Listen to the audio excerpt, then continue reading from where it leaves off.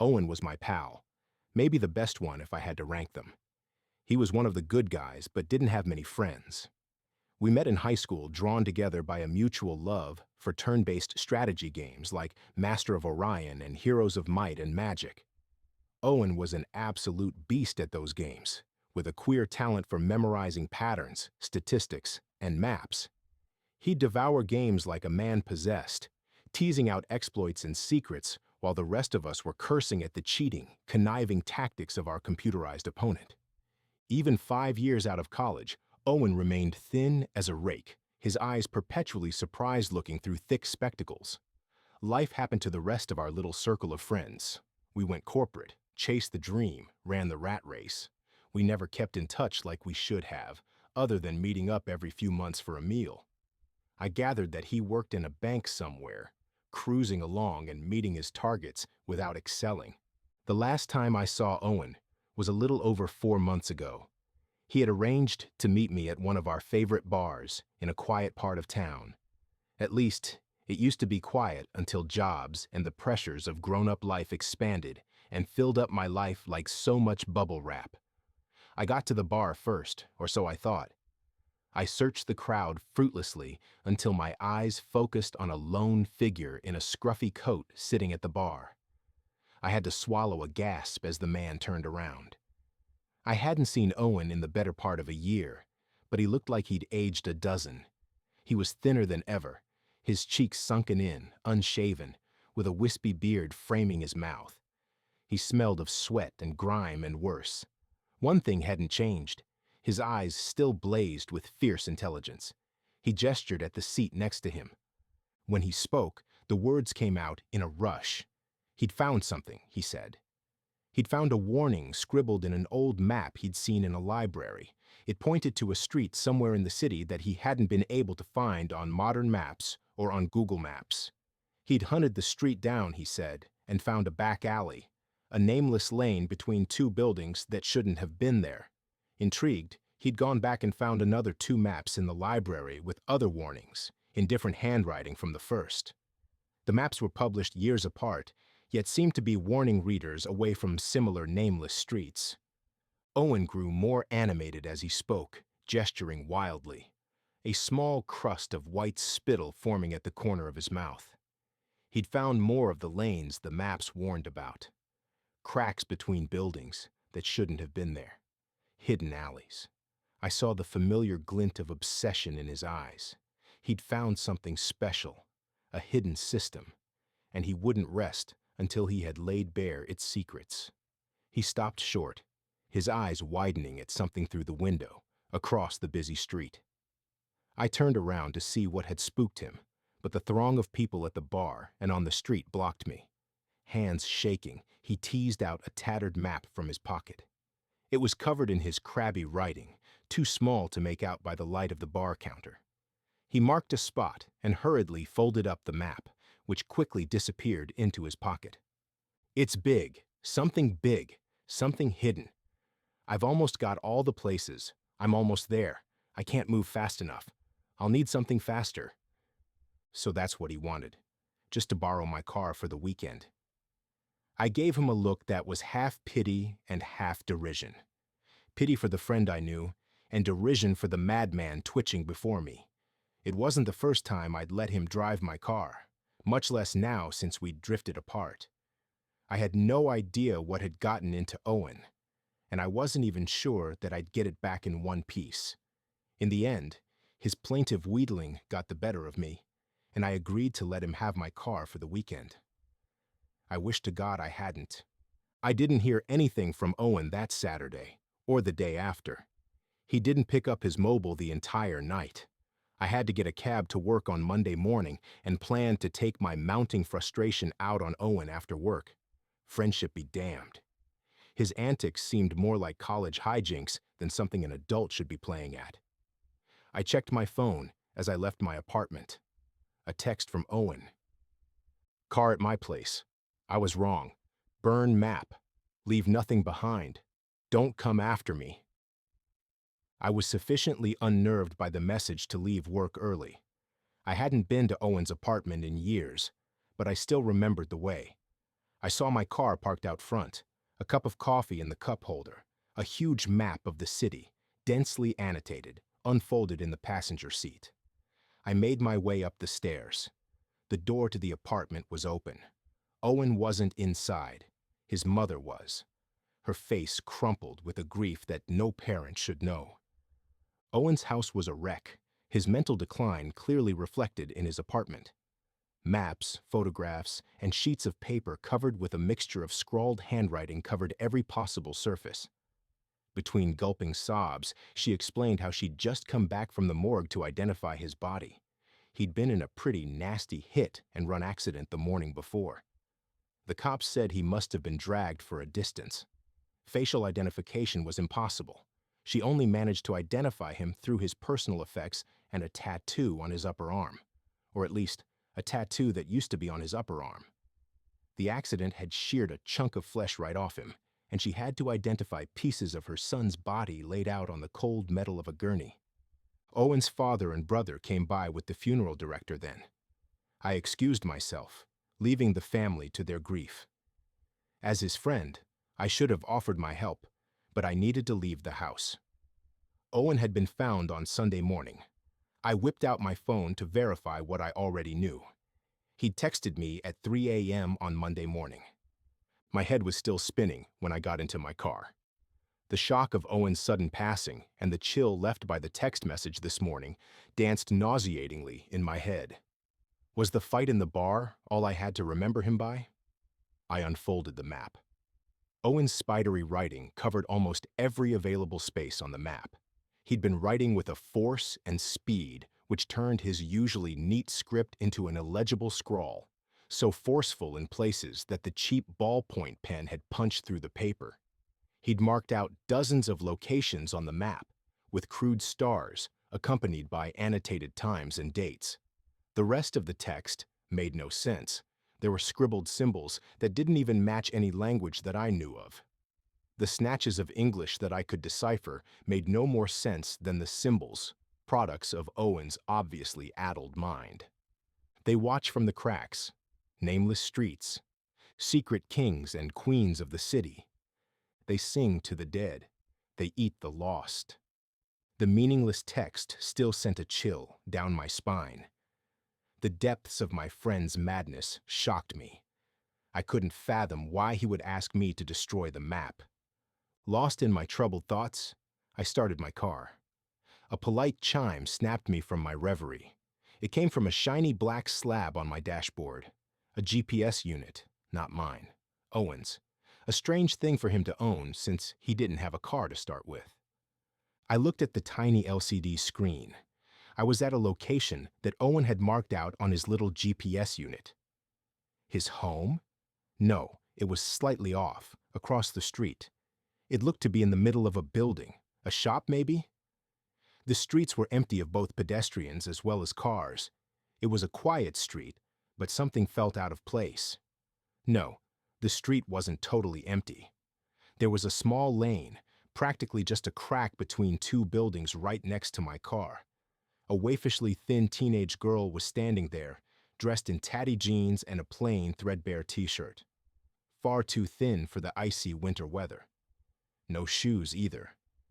She was wearing a look of intense focus on her face, her dark, piercing eyes staring upwards towards Owen's apartment.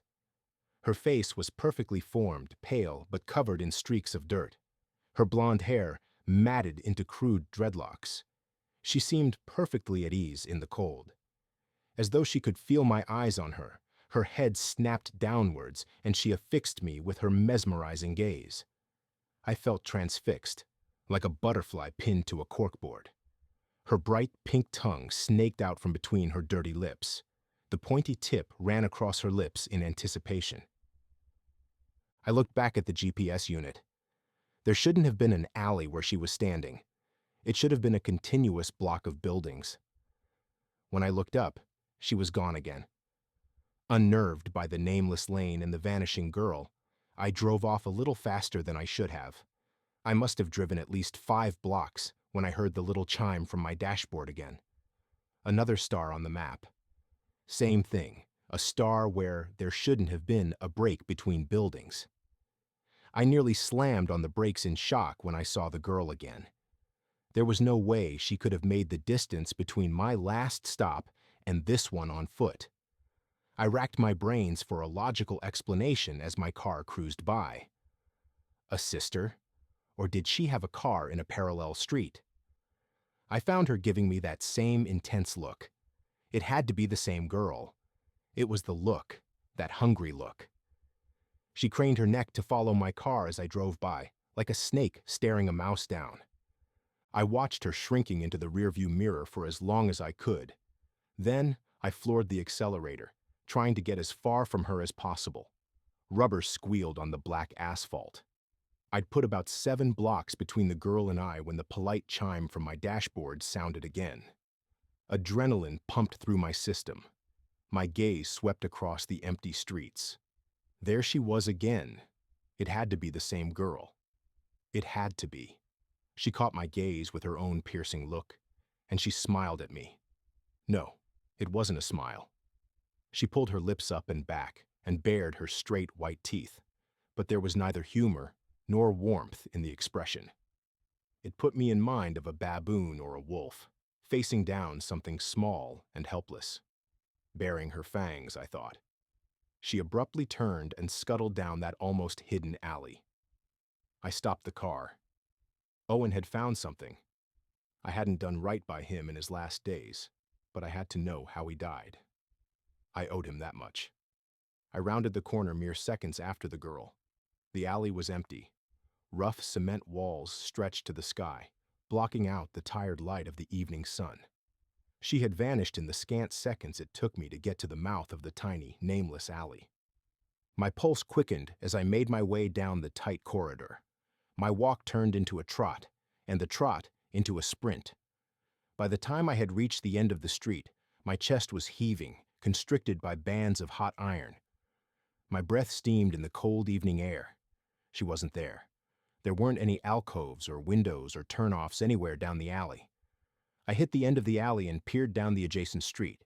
No trace of the girl, no alleyways she could have turned down, no doors or windows she could have climbed through. Nothing except the empty street with a familiar car, parked by the side of the road. My car. I had walked 100 yards, through a straight alley, and wound up back where I started. I felt the world spin around me. I put my hand on the wall to steady myself. What had Owen found? What was he searching for before he died? How was it possible for a straight alley to start and end at the same place? Large gouts of mist shot from my mouth as my chest heaved. There was something unnatural about this place. Something wrong in the air. I felt strange grooves under my hand as I pushed on the wall to straighten up. Someone or something had carved a series of strange symbols on the wall. Now I know where Owen had gotten those scribbled hieroglyphics from. He'd seen them too. He must have been trying to decipher them like some code. Typical for him. I cast a final look down the strange, empty alley. The girl was still nowhere to be seen. I left the strangeness of the alley behind me as I made my way back to my car. My breath misted on the cold window as I cast one final look toward that crack between buildings. That nameless space. The nameless space with the same girl staring out at me. The temperature was close to freezing outside, but I finally realized what had unnerved me about that silent tableau. All that time, I was staring at her. I hadn't seen her breath mist up on the crisp evening air. What I saw that day filled up my waking moments like a creeping itch. I would find my eyes magnetically drawn to the hard plastic shell of my glove compartment on the slow commute to work. Owen's mysterious map and GPS navigator skittered around within their prison like caged rats when I took turns just a little too hard, reminding me of their presence. Owen had stumbled onto something strange. He'd found something, and it had consumed him. I'd gone to the funeral with the expressed intention of handing over the map and the navigator to Owen's family. The empty rows in the church showed just how far he'd taken his search. No colleagues, barely any friends. The odd family member. He'd lost his job months ago, cut off almost all contact with the outside world. Owen's mom had aged a decade since I saw her last. The raw shock of hearing about her son's death replaced with a bone-deep sorrow, painfully obvious in the crinkles in the corners of her eyes, in her sunken cheeks, in her haunted, leaking eyes. I'd whispered my commiserations, saying how sorry I was, all while the truth of the map and Owen's last warning poised at the back of my throat like a wave of bile. I choked the secrets back, where they sat in my gut, swollen and sour. I had to find out more. I spent hours trying to decipher Owen's writing, looking for a pattern in the crazed scribblings. I lacked Owen's skill with codes and systems. There was no pattern I could discern from the constellation of marked locations. No hidden message leapt out from his ravings. There was only one other thing to try. The day was cold, I remember. Even for midwinter, not a skin cold. The cold that cut through your clothes, seeped in with every breath into your lungs. A deep, bone cold. I returned to the first 3 alleys where I'd seen the girl. I found nothing. The alleys were totally empty, in stark contrast to the busy streets just a few yards away. The 4th one was empty too. It was getting dark by the time I got to the 5th point marked on the map. The crowd on the sidewalks had thinned out as the chill got deeper. Owen's handwriting was impossible to read in the weakening light. I rounded the corner and I saw another one. He could have been a brother or a twin to the girl I'd seen. Same blonde hair, a simple fitted t-shirt, jeans, barefoot on the biting cold concrete. He gave me a sardonic stare. He looked to be gnawing at something, a chicken wing or something similar, with great gusto. I saw, as he stretched his mouth open, to suck the last ounce of flavor off the little morsel before drawing out the bleached bone from his mouth and flinging it into the distance. He made a little moo, as though he'd bitten into something sour. His eyes still locked with mine, he opened his mouth and rooted around with a questing finger. Finding what he'd been looking for, he hooked out a huge-looking grayish chunk out of his mouth and delicately set it on the floor.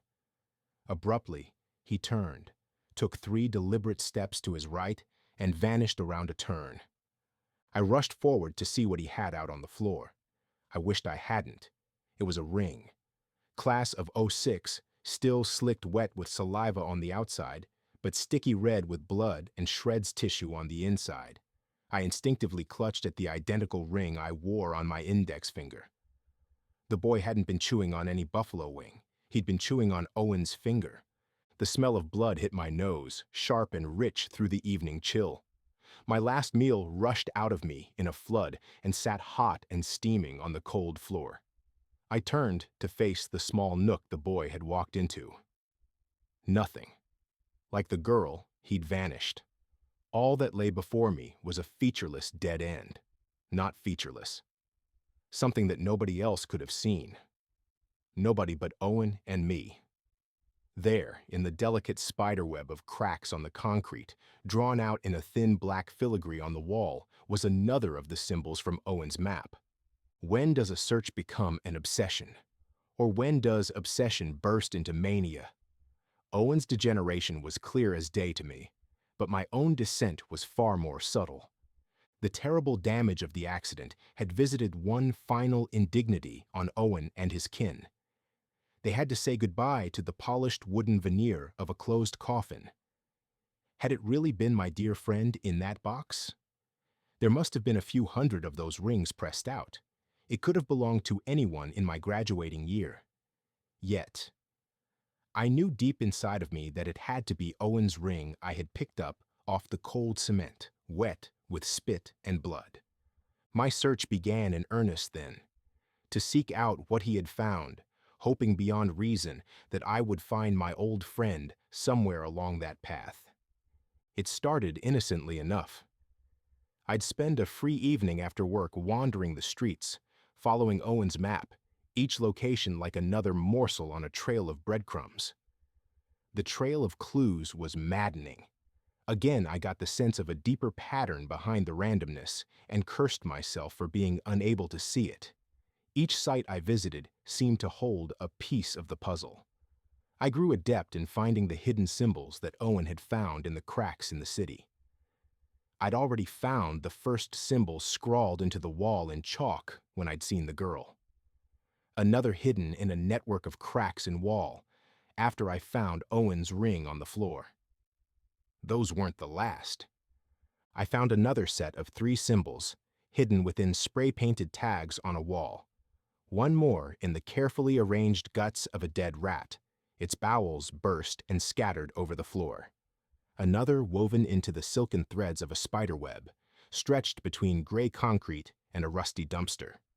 Those hidden lanes and alleys were always deserted. It could have been lunch hour or rush hour, with the streets thronging with people, and they would still be empty. I'd walk those down plain, blank concrete canyons for hour after hour, always feeling watched, never feeling alone. I never saw another living soul in those lanes and alleys during my search, but the hairs on the back of my neck would rise once I stepped into one. There was a sense of something deeply wrong, wholly unnatural about those empty spaces. The sudden silence would envelop me like a cocoon, the rush of voices and vehicles coming from a world away, faint like the tinny broadcast of a distant radio station. The isolation was palpable. With the isolation came a crawling fear, a watery feeling in my guts and my legs, that something or somebody was observing me, leading me on in my search.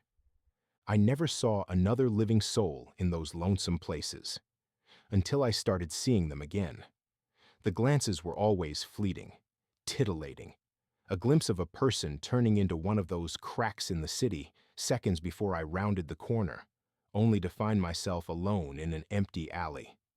Or a set of footprints leading from a puddle, imprints of bare feet, like those of the boy and the girl, vanishing into the distance as the cold, dry air drank the moisture off the trail. A recently toppled trash can still rolling on the floor, without any breeze to push it. I'm sure I saw the girl again once, the blonde one. Another girl with her dirty brown hair cut short. The boy I saw several times, always in a distance, always fleeing from me. I'm sure there were more. My search intensified. I took time off work to visit the cracks repeatedly. The symbols practically leapt out at me from the walls and floors, screaming to be read, deciphered. My experience with the first crack never repeated itself, but it was hardly the last oddity I experienced in the cracks. Once, near midnight, I found a crack that stretched for a full city block on the map. Yet I could only count 76 paces from entrance to exit. Against all rationality, it measured 76 yards within the crack, but 100 yards on all parallel routes. On yet another day, I went into one of the cracks, scanning the walls for more of those symbols when I emerged, blinking at the sudden brightness, 3 blocks down from where I'd entered. How could a straight path have deposited me anywhere but directly opposite where I'd gone in? By this point, my search started taking its toll. I'd gone beyond the point of worrying my friends. My phone, once a source of tweets, Facebook updates, and text messages, slowly went silent. My boss had called me in and told me that he was letting me go. My job would still be waiting for me if I applied again. He put his hand on my shoulder and looked me in the eye. "I like you," he said. "You've been a great worker, smart and fast. I don't know what kind of shit you've been going through for the past couple of weeks, but you're not contributing anymore, and I can't afford to keep you on at the state you're in now." I mumbled something vague about things being bad at home. I was too wrapped up in my obsession to care by that point. I'd gone beyond visiting and revisiting the same sites marked on Owen's map. The week before, I'd found a crack that wasn't on the map, something new. Owen hadn't found them all. I could almost sense the shape of things, some pattern in the layout of the cracks, some waiting breakthrough in the symbols. That's when I found him. I had a lot more time without a job. My search expanded.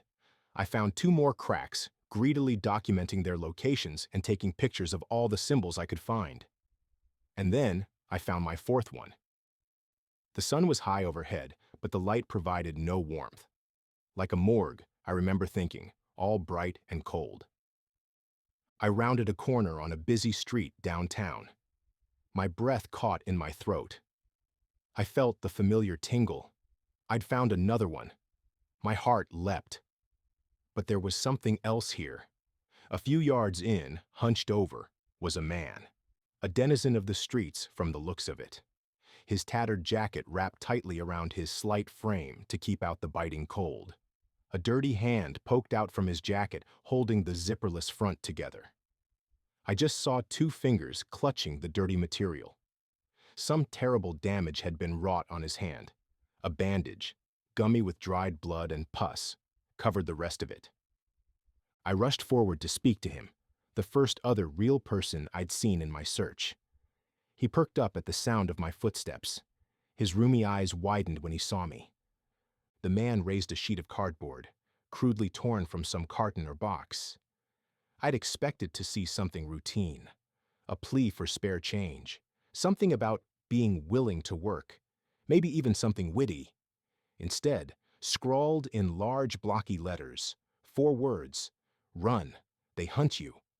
The rough strokes of the letters were too broad to have come from a Sharpie or a marker pen.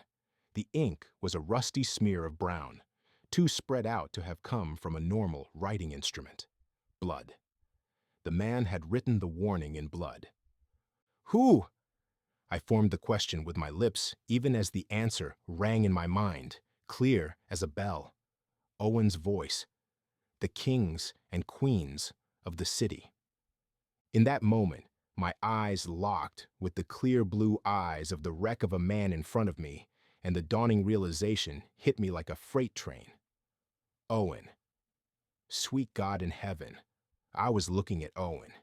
He'd known it was me all along, of course. But he hadn't expected the look of recognition on my face. He opened his mouth and moaned, a wordless sound of pure anguish, his mouth wide enough for me to see the black stump flapping around inside like a dying fish. The shock of recognition was too much for me. My knees buckled as I backpedaled away from the ruinous vision in front of me. I went over backward. The impact drove the air from my lungs. The world flashed white as my head met the floor with a crack. I got to my knees wincing in pain. Owen wasn't there in front of me. I raised my head. The pain felt like a tent spike between my ears. Owen was standing a few feet from me. But he wasn't alone. The blonde girl was standing next to him, dwarfed by Owen's gangly frame. She held his hand delicately, like a nurse leading someone old and infirm. Owen's entire demeanor had changed. Moments before, he had worn an expression of shock and anguish. All that had melted away, and there was nothing but naked fear in his eyes. He shook gently as the girl raised his ruined hand to her lips, planting a kiss on the rotten bandage over his missing fingers. Not a kiss. I saw her lips work up and down as she sucked hungrily.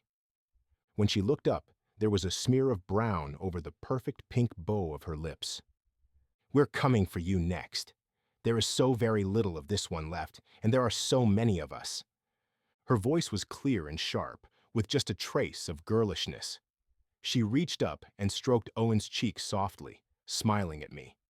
Owen shuddered. The crotch of his jeans darkened as he lost control of his bladder. I tried to get to my feet, but the pain was blinding. The rush of blood to my head whited out my vision again. I blinked furiously, trying to clear my sight. When the world swam back into focus, Owen and the girl were gone. I rushed forward to the spot where I'd seen him last. Nothing lingered but the faint smell of piss and fear. Like the first time I stepped into one of these cracks, a long, straight concrete canyon stretched out before me. No traces of Owen or the girl. Then the screaming started.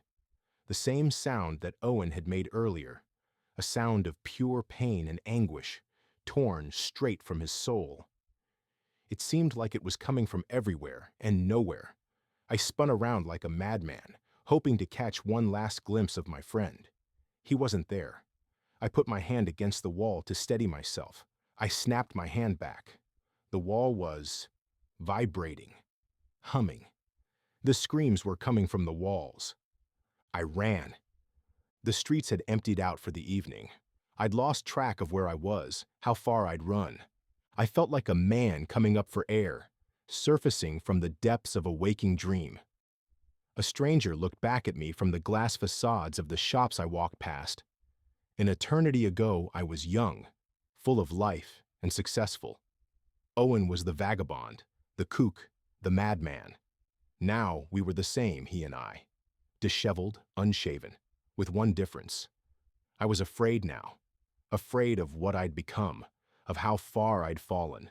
Afraid of what I'd been chasing, not knowing that I was being hunted with a greater hunger than I was capable of imagining.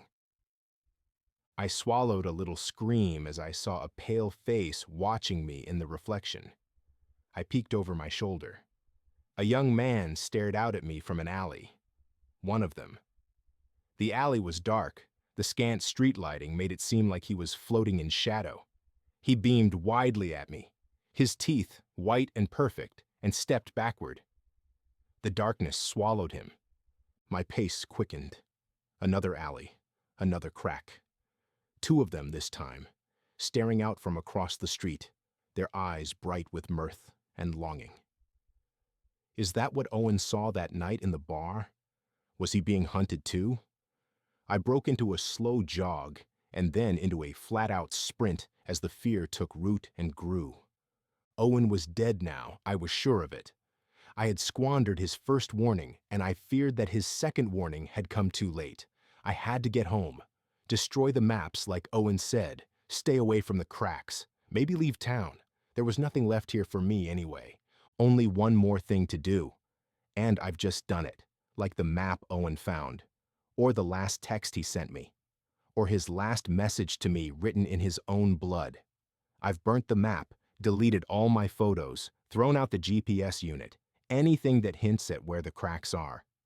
All that I need to do is leave my story, my warning, and my hope that nobody else follows me or sees what I've seen.